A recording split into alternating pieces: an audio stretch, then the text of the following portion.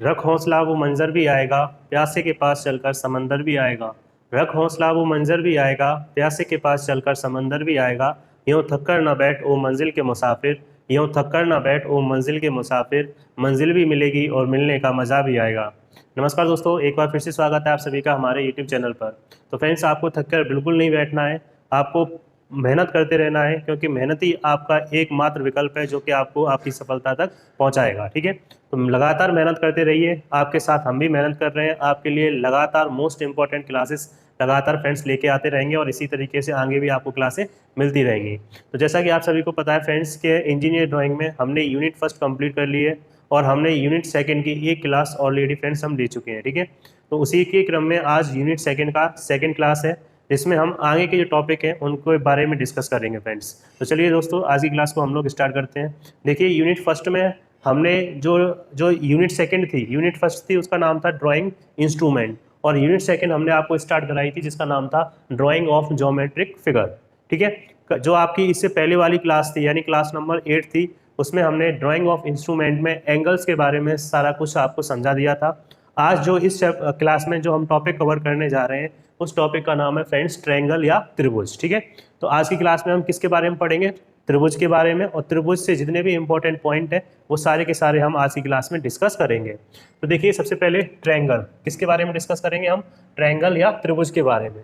तो ट्रायंगल होता क्या है फ्रेंड्स? तो जो तीन साइड से मिलकर जो फिगर बनता है, ठीक है ना, जो फिगर तीन साइड से मिलकर बनता है उसी को हम लोग बोलते हैं ट्रायंगल। ठीक है, त्रिभुज, त्रिभुज का मतलब क्या होता है कि तीन भुजाओं से बनी हुई आकृति को हम लोग कहेंगे त्रिभुज। ठीक है, तो ये मैंने एक त्रिभुज बनाया है और एक त्रिभुज में फ्रेंड्स तीन कोण होते हैं।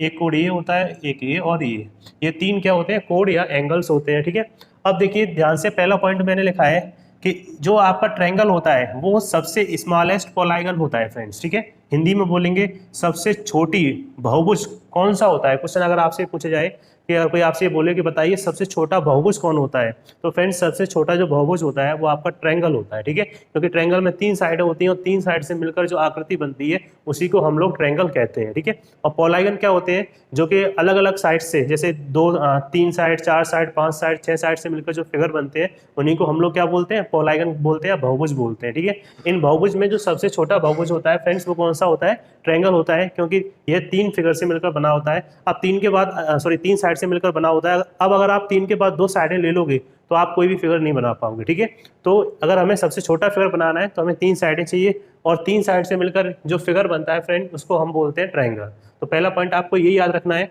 कि स्मॉलेस्ट पॉलीगन या सबसे छोटा बहुभुज कौन सा होता है फ्रेंड्स, तो आपका आंसर होगा ट्रायंगल को बोलते हैं सबसे छोटा बहुभुज। ठीक है, दूसरा पॉइंट कि ट्रायंगल के तीनों एंगल का सम, जैसे ये एंगल और ये angle A plus angle B plus angle C हमेशा कितना होता है? 180 डिग्री होता है। ठीक है, तो ये सबको पता होगा, कोई ज़्यादा बड़ी बात नहीं है।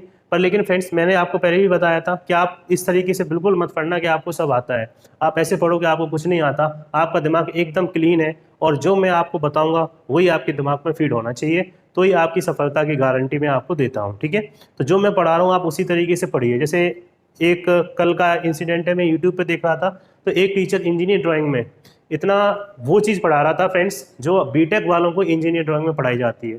सोचिए, जिसका आरआरबी, एएलपी और टेक्नीशियन से कोई भी नाता नहीं है, वो टीचर उसको पढ़ा रहा था। ठीक है, मैं उसका नाम नहीं लूँगा यहाँ पर, बट मैं आपको बस इतना बताऊंगा कि आप उन जैसे टीचरों से बचना है फ्रेंड आपको। ठीक है ना, आपको सिर्फ वही पढ़ना है। देखो, आप चैनल पे जाके ये मत देखना कि कौन टीचर महान है, कौन कितना टफ पढ़ा रहा है, कौन कितना सरल पढ़ा रहा है। आपको ये पॉइंट सारे सरल लगेंगे। ठीक है ना, तो आप ये मत सोचना कि मुझे कुछ आता नहीं हो, मैं ये सरल पॉइंट आपको पढ़ा रहा हूँ। ठीक है, देखो जो पॉइंट आपको, मैं वही चीज़ आपको पढ़ा रहा हूँ जो आपके एग्जाम के पॉइंट ऑफ व्यू से मोस्ट इंपॉर्टेंट है। ठीक है, मैं आपके सामने इंटेलिजेंट बनने के लिए नहीं आया हूँ, मैं आपको सिलेक्शन दिलाने के लिए आया हूँ। ठीक है, तो यूट्यूब पे जब भी आप क्लासेस लो तो इस बारे में विशेष ध्यान रखना कि एक तो आपको सिलेबस पता होना चाहिए कि आप जिसकी तैयारी कर रहे हो, दूसरा जो टीचर आपको पढ़ा रहा है वो उसी बेस पर पढ़ा रहा है। ऐसा तो नहीं है कि वो फालतू की चीज़ें लेके आके अपने आप को हीरो साबित करना चाहता है, कठिन से कठिन चीज़ पढ़ा दे रहा है आपको जिनका पेपर से कोई मतलब ही नहीं है। ठीक है ना, तो बस इस बात को याद रखिए। और जो मैं आपको चीज़ पढ़ा रहा हूँ ये सरल तो है, बट फ्रेंड्स यही आपके पेपर में पूछी जाएंगी और आप इन्हीं को गलत करोगे अगर आपकी इनकी प्रैक्टिस अच्छी नहीं होगी तो। ठीक है, जब हम इन पर क्वेश्चन करेंगे तब आपको क्लियर हो जाएगा कि चीज़ वही थी पर आप फिर भी क्वेश्चन को गलत कर दोगे। इसलिए ध्यान से समझा करो, प्रॉपर नोट्स बनाते चलो और इनको याद करते चलो, जिससे आगे कोई भी आपको प्रॉब्लम ना हो। ठीक है, तो एक ट्रायंगल के तीनों एंगल का सम फ्रेंड्स कितना होता है 180 डिग्री होता है। पर 180 डिग्री जो होता है ना फ्रेंड्स, ये इंटीरियर एंगल्स का होता है, ठीक है। जैसे अगर आप देखोगे ये एंगल और ये एंगल, ये तीनों एंगल ट्रायंगल के अंदर के एंगल है। तो अगर आपसे ये पूछे कि किसी भी ट्रायंगल के इंटीरियर एंगल का सम कितना होता है, तो आपका आंसर होगा 180 डिग्री। बट अगर वो उल्टा पूछ ले कि किसी भी ट्रायंगल के एक्सटीरियर एंगल का सम कितना होता है, तो फ्रेंड्स आपको याद रखना है उसका जो आंसर होगा वो होगा 360 डिग्री, ठीक है। कि किसी भी ट्रायंगल के एक्सटीरियर एंगल, जैसे मैंने एक ट्रायंगल बनाया, देखो इंटीरियर एंगल तो ये हो गए, ये हो गया, ये हो गया, इन तीनों का सम तो कितना होगा 180 डिग्री। अब जो एक्सटीरियर एंगल हो गए, जैसे θ1 ये वाला हो गया बाहर वाला, θ2 ये बाहर वाला हो गया, और θ3 इसको हमने θ1 माना, इसको θ2 माना, इसको θ3 माना, ठीक है। तो बाहर के जो एंगल है उनका जो सम होगा ऑलवेज फ्रेंड्स कितना होगा 360 डिग्री, ठीक है। तो ये तो फ्रेंड्स सबको पता होता है कि इंटीरियर एंगल का सम 180 डिग्री होता है। बट फ्रेंड्स ये किसी को नहीं पता होता कि इसके एक्सटीरियर एंगल का जो सम होता है वो हमेशा 360 होता है, ठीक है। तो दोनों पॉइंट्स याद रखने हैं कि किसी भी ट्रायंगल के इंटीरियर एंगल का सम कितना होता है 180 डिग्री, और किसी भी ट्रायंगल के एक्सटीरियर एंगल का सम कितना होता है 360 डिग्री। यहां तक क्लियर हुआ आप सभी को?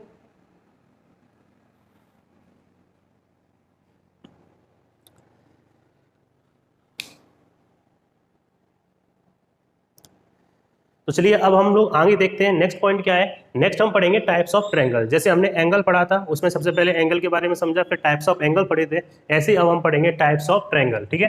तो टाइप्स ऑफ ट्रायंगल में जो सबसे पहला आपको याद रखना है उसका नाम है एक्यूट एंगल ट्रायंगल, हिंदी में बोला जाता है न्यून कोण त्रिभुज, ठीक है ना।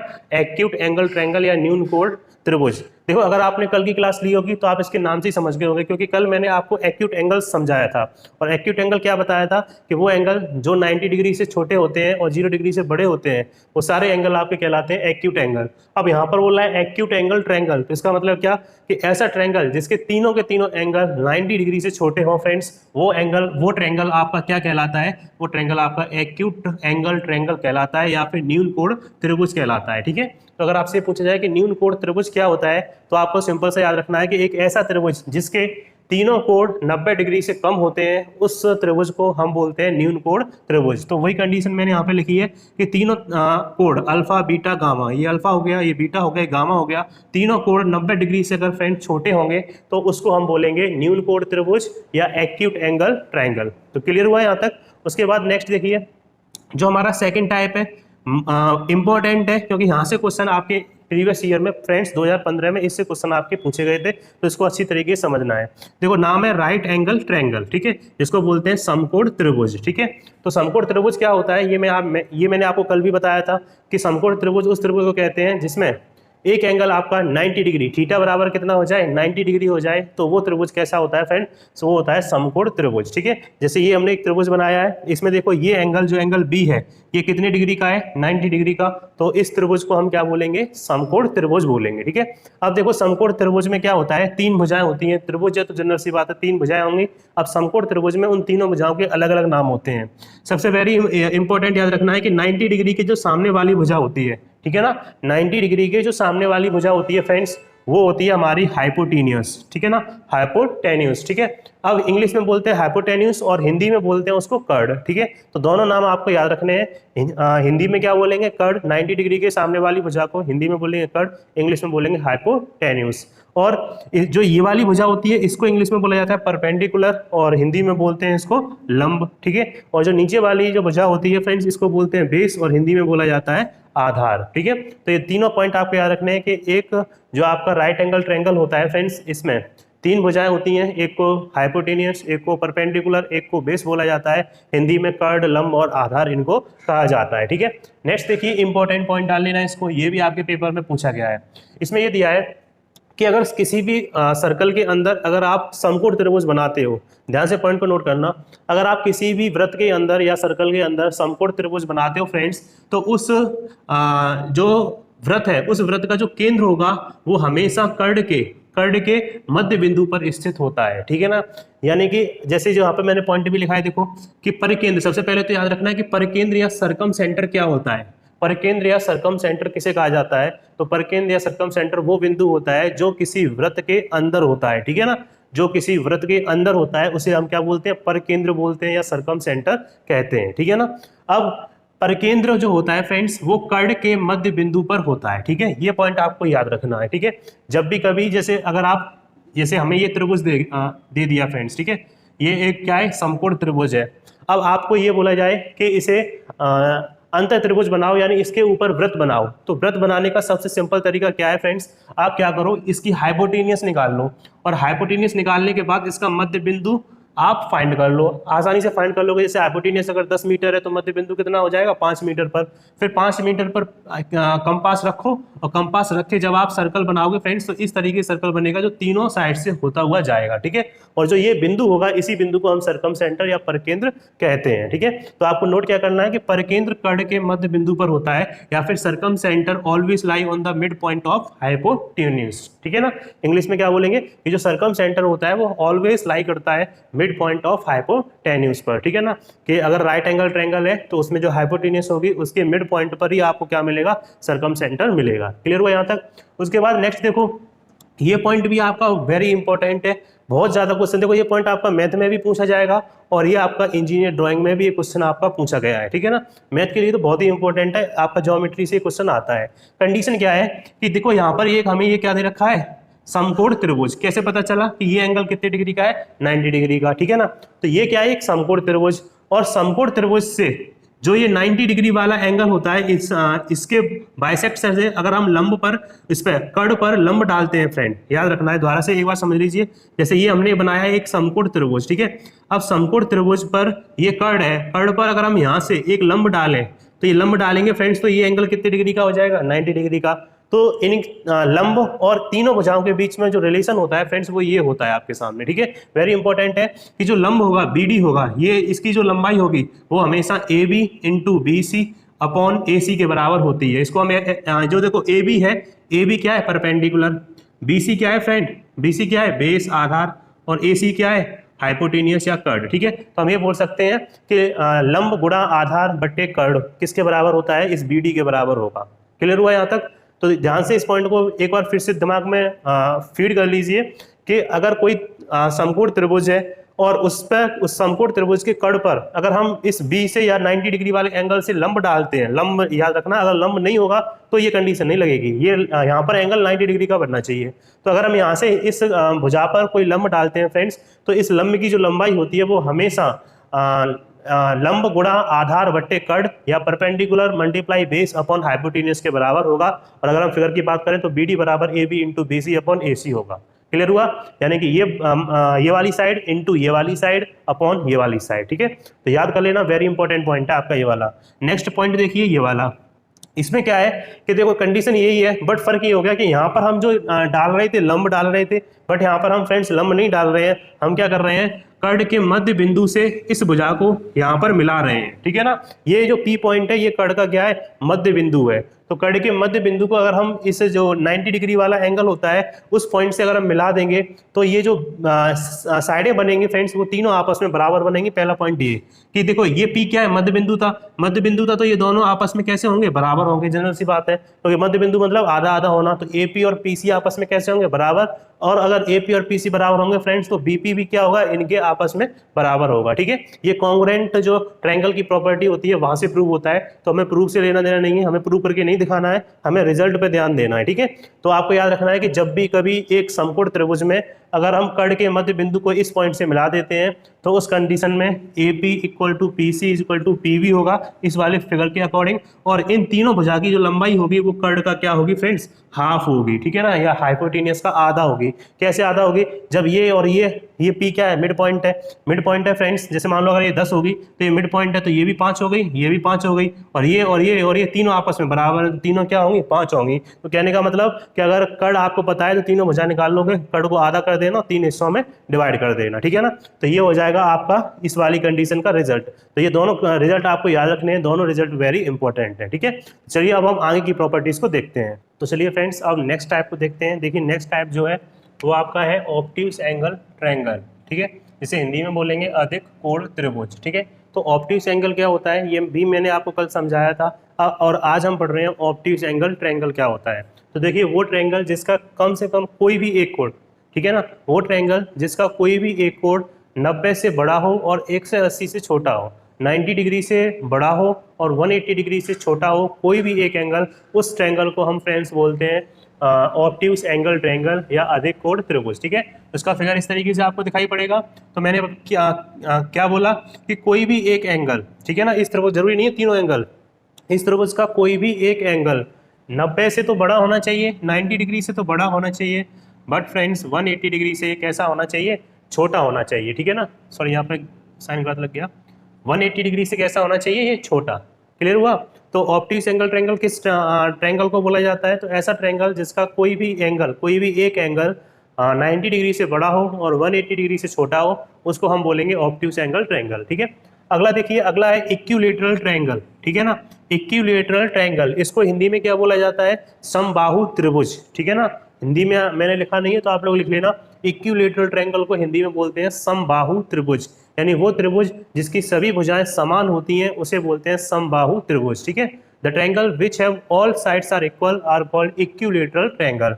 तो देखिए ये आपका इक्विलैटरल ट्रायंगल है जिसकी तीनों साइड है, ए बी बी सी और सी ए, तीनों साइडें आपस में कैसी हैं, इक्वल है, तो इसे हम क्या बोलेंगे, इक्विलैटरल ट्रायंगल। ठीक है, तो अगर इस ट्रायंगल की तीनों साइड फ्रेंड आपस में इक्वल है तो जनरल सी बात है कि इसके तीनों एंगल आपस में भी कैसे होंगे, इक्वल होंगे। ठीक है, तो जब तीनों साइडें आपस में बराबर होती हैं तो आप क्या रखना है, तीनों एंगल भी आपस में कैसे होते हैं, बराबर होते हैं। और अगर तीनों एंगल आपस में बराबर होते हैं तो हमें पता है कि तीनों एंगल का सम 180 डिग्री होता है। तो बताइए तीनों जो एंगल है वो कितने कितने डिग्री के हो जाएंगे? तो फ्रेंड्स तीनों एंगल हो जाएंगे आपके 60 डिग्री के। ठीक है, तो 60 डिग्री का ईच एंगल होता है इक्विलैटरल ट्रायंगल में। तो अगर आपसे पूछा जाए कि इक्विलैटरल ट्रायंगल में ईच एंगल कितने डिग्री का होता है तो आपका आंसर होगा 60 डिग्री का। ठीक है, तो वही मैंने लिखा है, angle A is equal to B is equal to C is equal to 60 degree. अब ये तो सबको पता होता है कि इंटीरियर एंगल इक्विलैटरल ट्रायंगल में 60 डिग्री का होता है, बट एक्सटीरियर एंगल कितने डिग्री का होता है? जैसे मैंने आपको बताया था, एक्सटीरियर एंगल का जो सम होता था वो 360 डिग्री होता था। तो एक्सटीरियर एंगल आपको याद रखना है, इक्विलैटरल ट्रायंगल में जो एक्सटीरियर एंगल होता है वो 120 डिग्री का होता है। ठीक है ना, ईच एक्सटीरियर एंगल, ये भी 120 का होगा, इधर भी 120 का होगा, इधर भी 120 का होगा, और 120 को अगर आप 3 बार जोड़ दोगे तो 360 डिग्री हो जाएगा। तो यही चीज़ मैंने आपको बताई थी कि जो एक्सटीरियर एंगल होते हैं उनका जो सम होता है फ्रेंड्स वो 360 डिग्री होता है। क्लियर हुआ यहाँ तक? ये दोनों आपको समझ में आ गए कि ऑब्ट्यूज एंगल ट्रायंगल कौन सा होता है, जिसमें कोई एक एंगल 90 से बड़ा और 180 से छोटा हो, और इक्विलैटरल एंगल कौन से होते हैं, जिसके तीनों साइड्स और तीनों एंगल आपस में बराबर होते हैं। ठीक है, उसके बाद नेक्स्ट देखिए, नेक्स्ट है हमारा आइसोस्केलस ट्रायंगल। नेक्स्ट क्या है, आइसोस्केलस ट्रायंगल, जिसे बोला जाता है समद्विबाहु त्रिभुज। ठीक है ना, तो समद्विबाहु त्रिभुज किसे बोलेंगे, ऐसा त्रिभुज जिसकी दो भुजाएं समान होती हैं उसे बोलते हैं समद्विबाहु त्रिभुज, या वो ट्रायंगल जिसकी टू साइड्स इक्वल होती हैं उसे बोला जाता है आइसोस्केलस ट्रायंगल। ठीक है, तो ये ट्रायंगल है, इसमें देखिए दो साइड बराबर है, A B is equal to A C है, और दो साइड बराबर है तो इनके बेस के दोनों एंगल भी कैसे होते हैं फ्रेंड्स, बराबर होते हैं। इस वजह से इस ट्रायंगल को हम बोलेंगे समद्विबाहु त्रिभुज या आइसोस्केलस ट्रायंगल। ठीक है, तो आइसोस्केलस ट्रायंगल की दो प्रॉपर्टी होती है, एक तो आपकी दोनों की दोनों साइडें बराबर होती हैं, और जो दो साइड बराबर होती हैं उन्हीं के दो बेस के एंगल होते हैं वो भी फ्रेंड्स कैसे होते हैं, आपस में इक्वल होते हैं। तो इसको हम बोलते हैं समद्विबाहु त्रिभुज या आइसोस्केलस ट्रायंगल। ठीक है, अब आइसोस्केलस ट्रायंगल में एक इंपॉर्टेंट पॉइंट है, उसे आप नोट कर लेना। ठीक है, इंपॉर्टेंट पॉइंट क्या होता है फ्रेंड्स, कि अगर कोई एक समबाहु त्रिभुज है, ठीक है ना, और उस समबाहु त्रिभुज के आधार पर अगर हम एक लंब डालते हैं फ्रेंड्स, तो वो लंब क्या करता है, वो इस एंगल को भी आधा आधा कर देता है, और इस जो आपका आधार होता है इसको भी आधा आधा बांट देता है। ठीक है, इंग्लिश में क्या बोलेंगे कि अगर हम कोई परपेंडिकुलर, अगर हम आइसोस्केलस ट्रायंगल में कोई परपेंडिकुलर बेस पे कोई परपेंडिकुलर डालते हैं तो वो जो परपेंडिकुलर होता है वो बेस को बाइसेक्ट कर देता है और एंगल भी क्या कर देता है, बाइसेक्ट कर देता है। ठीक है, तो देखिए हमने क्या है, यहाँ पे क्या डाला, लंब डाला, तो वो परपेंडिकुलर डाला, तभी ये एंगल कितने डिग्री का है, 90 डिग्री का। तो जैसे ही हमने परपेंडिकुलर डाला तो फ्रेंड्स ये बेस होगा वो आधा आधा हो जाएगा, यानी B D is equal to क्या हो जाएगा, डी सी। ठीक है ना, पहला पॉइंट ये होता है। दूसरा कि अगर ये एंगल मान लो 60 डिग्री का है तो ये 30-30 हो जाएगा, अगर ये 90 का है तो ये 45-45 हो जाएगा। ठीक है, क्योंकि ये दोनों एंगल आपस में कैसे हो जाते हैं, बाइसेक्ट हो जाते हैं, यानी ये परपेंडिकुलर होता है वो इस एंगल को भी क्या कर देता है, बाइसेक्ट कर देता है। ठीक है ना, तो ये दोनों पॉइंट याद रखने हैं कि अगर हम एक आइसोस्केलस ट्रायंगल के बेस पर परपेंडिकुलर डालते हैं तो वो परपेंडिकुलर साइड को भी बाइसेक्ट करता है प्लस उस एंगल को भी बाइसेक्ट करता है जहां से वो डाला गया है। क्लियर हुआ यहाँ तक? उसके बाद देखिए नेक्स्ट वेरी इंपॉर्टेंट ये 2 पॉइंट है, ये आपके अभी ग्रुप डी के एग्जाम में पूछे गए हैं, ठीक है ना, कि इन सेंटर अंतः केंद्र क्या होता है और सरकम सेंटर पर केंद्र क्या होता है, ठीक है ना। तो देखिए मैंने यहाँ पर आपको समझाने की कोशिश की है, अच्छे से समझना है। पहले समझिए फिगर क्या होता है। इस तरीके का फिगर है, इसके अंदर एक सर्कल बना है, तीनों लाइन आपस में जिस पॉइंट में मिल रही है उस पॉइंट को हम बोलते हैं अंतः केंद्र या इन सेंटर, ठीक है। अब इसकी डेफिनेशन क्या होती है, देखिए मैंने हिंदी में लिखी है और इंग्लिश में भी मैं आपको बोलूंगा तो अच्छे से समझ लेना। देखिए अगर हम हिंदी की बात करें तो जब तीनों कोणों को समद्विभाजित किया जाए तो ये रेखाएं जिस बिंदु पर मिलती हैं उसी बिंदु को हम क्या कहते हैं, उसका अंतः केंद्र कहते हैं, ठीक है ना। यानी कहने का मतलब ये है फ्रेंड्स, जैसे मान लो हमारे पास कोई एक त्रिभुज है, ठीक है ना। अब हम ये 3 कोण है इसमें, ठीक है, और ये त्रिभुज आपको याद रखना है एक वृत्त के अंदर बना हुआ है या एक सर्कल के अंदर बना हुआ है, ठीक है। अब हम क्या करते हैं कि इन तीनों के तीनों त्रिभुज का समद्विभाजित या बाइसेक्टर बना ड्रॉ करते हैं। जैसे इसका बाइसेक्टर हमने ये बना दिया, इसका बाइसेक्टर फ्रेंड्स हमने ये बना दिया और इसका बाइसेक्टर हमने ये बना दिया। तो ये तीनों बाइसेक्टर जिस पॉइंट पर फ्रेंड्स मिलते हैं उसी पॉइंट्स को हम क्या बोलते हैं, इन सेंटर कहते हैं या अंतः केंद्र बोला जाता है। ये वहां पर मैंने लिखा है। तो क्लियर हुआ यहाँ तक आपको कि अंतः केंद्र क्या होते हैं कि जब तीनों कोणों को समद्विभाजित किया जाए तो ये रेखाएं, ये जो आपके बाइसेक्टर है, ये जिस पॉइंट पर मिलते हैं उसी पॉइंट को हम बोलते हैं उसका अंतः केंद्र या इन सेंटर, ठीक है। तो इंग्लिश में क्या बोलेंगे कि the angle bisector of a triangle meet at that point which point is known as the incentre of triangle, ठीक है ना, इन सेंटर ऑफ ट्रायंगल या इन सेंटर ऑफ सर्कल। तो क्लियर हुआ यहाँ तक कि इन सेंटर क्या होता है।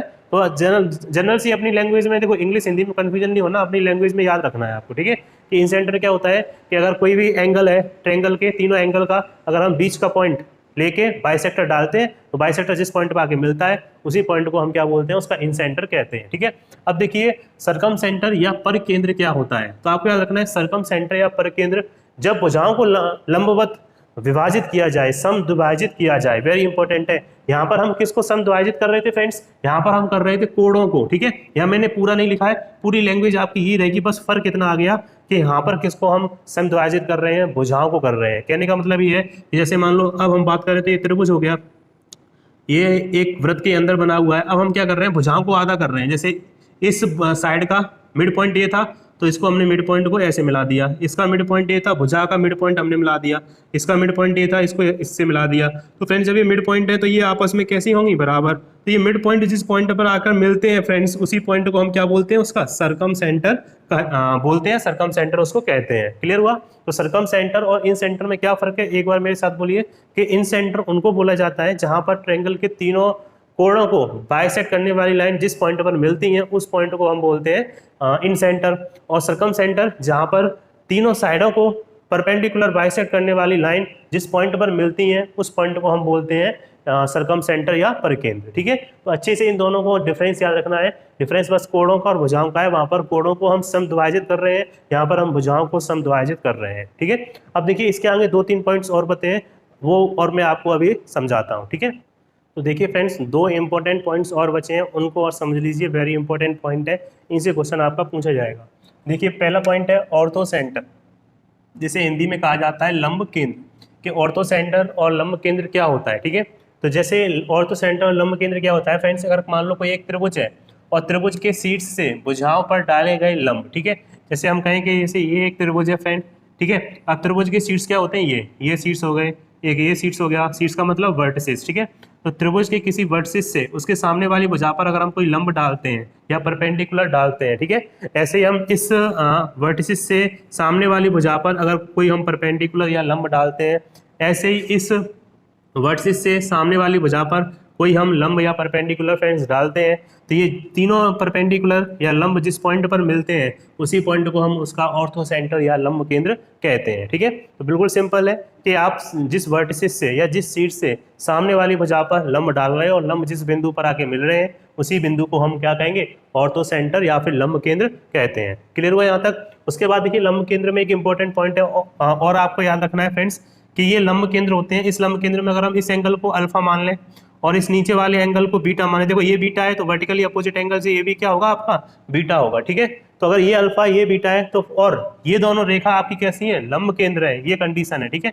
ये दोनों रेखा आपकी क्या है, लंब है, या फिर लंब केंद्र है, ऑर्थो सेंटर है ये वाला पॉइंट, ठीक है ना, ये वाला पॉइंट आपका ऑर्थो सेंटर है, तो इन दोनों एंगल का सम जो हमेशा होगा वो फ्रेंड्स कितना होगा 180 डिग्री, ठीक है। तो ये नोट पॉइंट में आप डाल के लिख लेना, हो सकता है कहीं पर आपको यूज कर जाए कि अगर ये पॉइंट आपका ऑर्थो सेंटर है और अल्फा प्लस बीटा इनमें से कोई एक एंगल दे दे और इसको पूछे तो सिंपल सा आपको अल्फा प्लस बीटा बराबर कितना कर देना है 180 डिग्री और आपका आंसर निकल कर आ जाएगा, ठीक है।